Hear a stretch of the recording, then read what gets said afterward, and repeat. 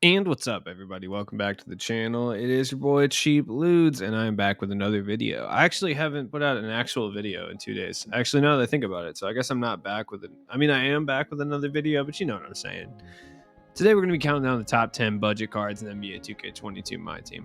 I was going to do the top 10 cards under 100K, but I figure we're getting packs tomorrow, so it's probably better to do the budget cards anyway. Look, you guys know the drill. 4 honorable mentions and then the top 10, which everybody always flames me for in the comments. Like, what? Why don't you call it the top 10 with 4 honorable mentions? Because it's not palatable. Let's get started. Honorable mention number 1. I'm sure majority of you guys have this card, or at least are aware it exists, but Isaac Bonga. He's typically one of the better budget options in 2K pretty much every single year. Doesn't really change here. I mean, Bonga's a 6'8" point guard who moves pretty well. He's got actually a surprisingly decent jump shot this year. Pretty good badge count. Everything's really just overall pretty solid with Bonga. Like, that's just what it is. The thing I will say about Bonga is, like, if this man was even 20% as good as he is in 2K in real life, he would be an NBA superstar. That's just facts. And if you're looking for an elite level point guard that can compete with, some of the better cards in the game, keyword compete, not not as good as, but compete for really, really cheap, grab Bonga. He's very, very cost efficient. Next up is a card I've heard absolutely no one talk about, and that's Precious Achiuwa. Look, the reason he's on this list, straight up, is there's just not really any good budget big men. I mean, aside from Serge Ibaka, who, spoiler alert, isn't on this list because he's been on every single one of these since he came out, so I figured I'd leave him out. Like, there's not very many good budget big men. Precious is a good one, though. Not the greatest jump shot in the world, but he can shoot really well. He is a little bit small at 6'8", but he does hold down the interior decently well. Like, Opal Jokic is close to being that price, but he's not there quite yet. You know what I mean? Interceptor, rebound chaser. He plays good defense. He attacks the rim. He can shoot open three-pointers. I mean, at this point, that's about all you can ask for. He's expensive, though. I will say that.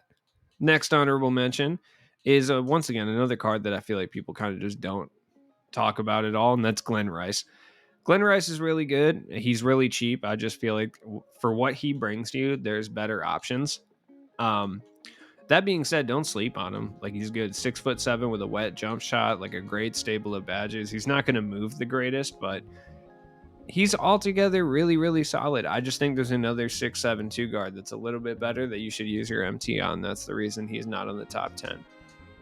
Shout out to Glen Rice, though. I would have liked to see him win the lock-in, though I would have never afforded any of those players anyway, so it doesn't really matter. You know what I mean?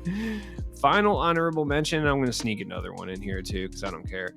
Darius Garland, he's really good. I wouldn't go purchase him because we are getting moments tomorrow, so we could get like a point guard that's better than him for 21,000.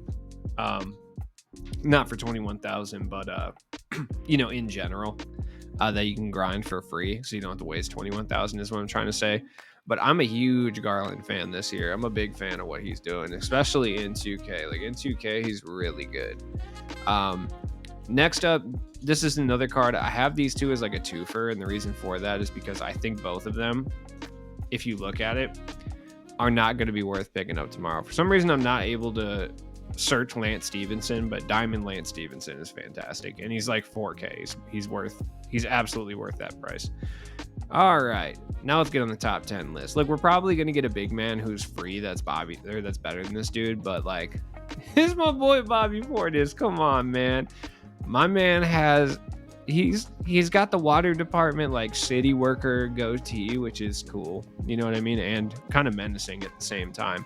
But he's good. 6'10", decent jump shot, like catch and shoot corner specialist, sniper on Hoff, good badges. He plays really, really good interior defense. Like, he's 6'10". He kind of reminds me of like a budget KG. Like, that's kind of what Bobby Portis reminds me of.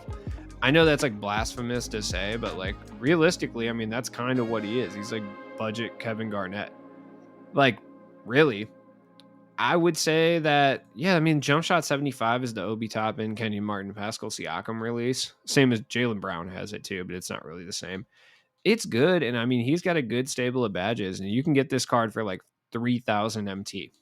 I would get the signature version because the other one does not have Hoff Sniper, And it does make kind of a difference, especially if you're using him like that consistently. But Bobby Portis is fire, dude. Also, who doesn't want a signature Bobby Portis on the squad? Come on, bro. Number 9, great budget point guard. Once again, I would caution you from buying any of these cards right now. This is more just a template because we have no idea what we're getting tomorrow for the moments of the month. But Darren Williams is heat. Honestly, if you were to buy Darren Williams for 5K, I would say it's absolutely a dub. Like, Darren Williams moves incredibly well. Is he that much better than free Kyrie that we got in the locker code? I mean, that's debatable, but I would say, like, that's a good 1-2 punch. Yeah, he's a little bit small. He's going to get abused by like a Cade or a Jalen Rose or something like that. But realistically, at that point, you just have to run Bonga and pray. Like, you know what I mean? But if you need someone who's going to come out here and play the point guard position and score, like, Darren Williams is good. He's also really fun to use against the CPU because you can get off shots really quick with him. He's just a fun card to mess around with. Number 8 is a returning favorite. He's been on this list so many times. It's Lamar Odom. Still usable. I don't really need to go into too much detail here. Paul George base, like 6'10", huge lanky player build. He can dribble God around the floor too if you really need him to. This one's got an extra Hoff badge, unlimited contract, unlimited shoe for 11,000 MT. Gonna go ahead and just cop that real quick. Why not? Oh, it's 18,000 MT. Oh well, worth it. I don't care. The other one's like 10K. It's fine. Worthwhile. The unlimited contract is worth that in and of itself. Number 7.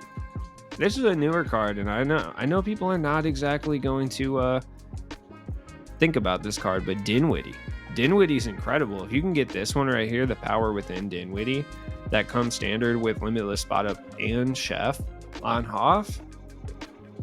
Yeah, you're making out like a bandit on this one.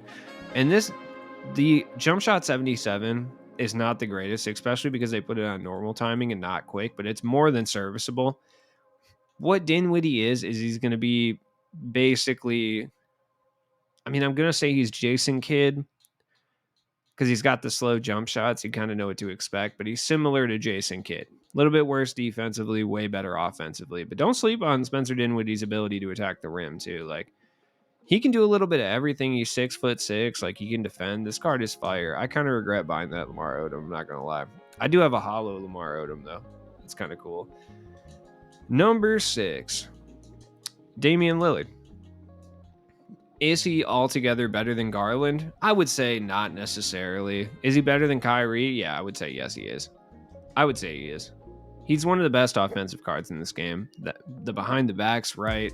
He can 3-point hunt. Like, also don't sleep on Dinwiddie, by the way. Dinwiddie has shifty dribble style, like, and Harden step back and Trace behind the back. Like, he's got a good stable of dribble moves. Damian Lillard's Damian Lillard. We've all used like 1,000 Damian Lillard cards this year. We already know what's going on there. Number 5, I believe. Yes. You know who's coming. Come on. It's my boy Karolinko, who's still in my lineup for a reason. Karolinko is still fire. You can get him for under 25K. That's an absolute steal. This one has 2 extra Hoffs. That's a deal. What Hoffs are they? I might buy this one. I'm on a shopping spree at this point. Why not? Yeah, he's got an extra couple Hoff badges. Let's take a look. What you got here? Anything worthwhile? No, downhill and clutch shooter. Not the greatest, but, you know, for that price point, absolutely I would consider it. I mean, Karolinko's Karolinko. Like, he's very, very good. He plays incredibly good defense. Like, he's got a good jump shot. He's got a huge player build. You know what you're getting with Karolinko. Speaking of which, at the same essential position, we got Thurl Bailey. You can realistically get Opal Thurl Bailey, I think, for under 25K. Now, a little bit above. But Pink Diamond Thurl Bailey's fine, too. The Evo's not too crazy either. Thurl's a monster. Some people hate his jump shot, but he's just a massive man. Like, straight up, and he wears goggles, which are tight. Speaking of goggles, I just want to break this down for a second. Jump in the comments if you watched that new Showtime Lakers show on HBO, because I watched the episode last night, and it was incredible. It was so much better than I had anticipated it was going to be, and I'm so stoked about it. Shout out to Jerry West for being an alcoholic asshole. I love it so much. It's just great. Shout out to Norm Nixon, bro. I never thought I would ever say that word. Like, I never thought I'd be shouting out Norm Nixon. Number 3. No joke, one of my favorite cards in the game right now. You can't search him, But Kyle Korver is straight up one of the best shooting guards in this game for under 100K. Like, I think Zach LaVine is, I mean, Zach LaVine is arguably better than him, but it's not as far apart as you would think. Scotty's better than him for sure, but Kyle Korver has shifty dribble style. He can move. He plays surprising defense. Like, you wouldn't expect this dude to play defense as well as he does, but he does. 6'7", just absolute slender man arms. One of the best releases in the game in jump shot 17 on quick, which is the Havlicek release. There is absolutely no downsides to running this card. Like, even if you're running like a squad that is very, very expensive, I promise there's absolutely no downsides to running Kyle Korver. Kyle Korver's fantastic. I mean, if you got the MT to go buy like T-Mac or even like, Scotty and stuff like that, then go do that. But if you have to run, if you're trying to like sell off your players and run some budget guys for the time being to save up for players down the line, you could do so much worse than running Kyle Korver. He's absolutely fantastic. Number 2, honestly, for under 25K, one of the only big men you could realistically get that's really going to hold it down. That's Pau Gasol. Pau Gasol is very good, though. 7 feet tall. Like, he can shoot. He can play defense. He's not all that much better, or all that much different, I should say, than his brother Mark. But he's a little bit faster. His player build is a little bit more conducive for, like, grabbing rebounds, in my opinion, anyway. He can test a little bit better. Pau is absolutely way better than he usually is in 2K, which is tight, because they never give Pau Gasol shine. Like, he's always just trash in 2K for some reason. They just like hate to see my boy Pau shine. Last year he was okay, I think. If I'm not mistaken, I think he was decent last year. Or was that 2K20? No, 2K20 he was trash. That Memphis Pau Gasol was awful. He was decent last year. This year, he's really, really good. And if we had a Dark Matter Pau, I guarantee he'd be like the best big man in the game. Besides D-Rob, probably. Number 1, come on. You knew who it was going to be. Hedo Turkoglu, and it's not even close. Hedo is absolutely incredible, straight up. And he's absolutely incredible on both gens, too. Like, if you can, get the signature one, but it's not worth spending like 8 more K. It's just Hall of Fame handles for days, and if you're not really a dribble guy, it's not really going to matter. Hedo is bar none the best, like, small forward, power forward you could buy for this price, though. Emphasis on small forward, though. You can't really run Hedo at the power forward, but if you were to run Hedo next to Thurl Bailey or AK, you'd be doing just fine.